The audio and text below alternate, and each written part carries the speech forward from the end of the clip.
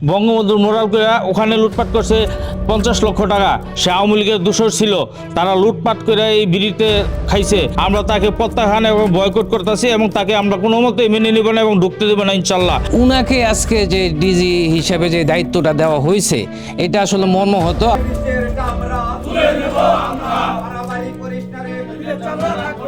17 বছরে ফিসিসের আমলে আমরা চাকরি থেকে 17 বছর এই বিড়িতে ছিলাম না। 5ই আগস্টের পর নতুন বাংলাদেশে আমরা আসার পরে আবার 8 তারিখে জয়েন করছি। আমি একজন নিয়মিত শ্রমিক এবং শ্রমিক ক্লাবের সেক্রেটারি। তাই আমাদের এই আমল আমাদের মাননীয় প্রধানমন্ত্রী নিরলসভাবে বাংলাদেশকে উন্নয়নের জন্য জোয়ারের জন্য কাজ করতেছে। তার পাশাপাশি সুনামধন্য একটা প্রতিষ্ঠান বাংলাদেশ ধান গবেষণা, এই ধান গবেষণা 20 কোটি মানুষের খাদ্য উপার্জনের একটা রুজি রোজগার।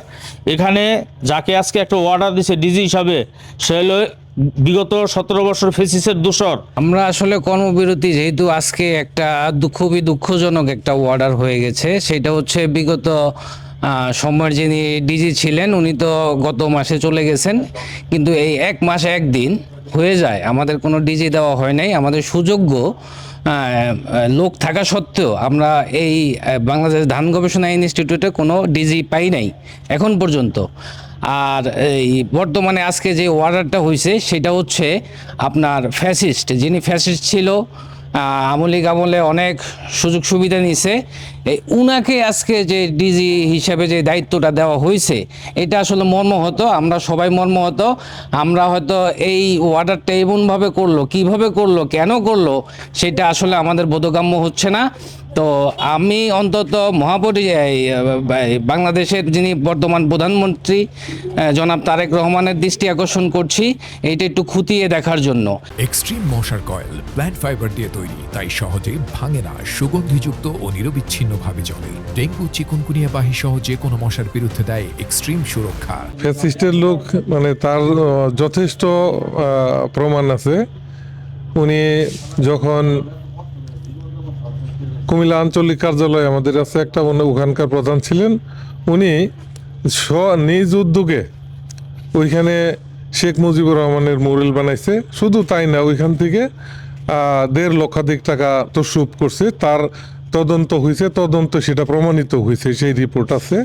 আমরা এই পরিস্থিতিতে যখন ইন্টারিম গভর্নমেন্ট ছিল, এই মানে 12ই ফেব্রুয়ারি ইলেকশনের আগে, সেই সময়ও কিন্তু তারা ফ্যাসিস্ট বিদায় তাদেরকে দায়িত্ব দেওয়া হয়নি। কিন্তু আনফরচুনেটলি দুঃখজনকভাবে যে বাংলাদেশ জাতীয়তাবাদী দল এখন ক্ষমতায় আছে, এখন যদি কোনো ফ্যাসিস্টকে এই সমস্ত গুরুত্বপূর্ণ দায়িত্বে দেওয়া হয়, এইখানকার বিজ্ঞানী, কর্মকর্তা, কর্মচারী এবং শ্রমিকরা কেউ মেনে নিবে না এবং তার আন্ডারে কেউ কাজ করবে না।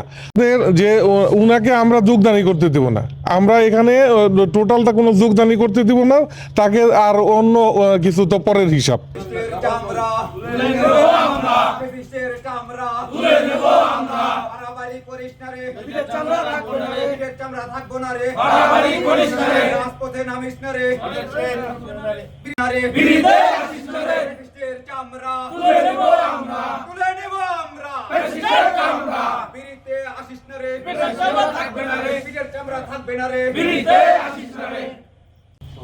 অবৈধ নিয়োগ, অবৈধ নিয়োগ বাতিল করতে হবে। অবৈধ নিয়োগ, অবৈধ নিয়োগ, ফ্যাসিস্টের দূষররা সাবধান, আওয়ামী লীগের দূষররা সাবধান, মানি না, মানব না।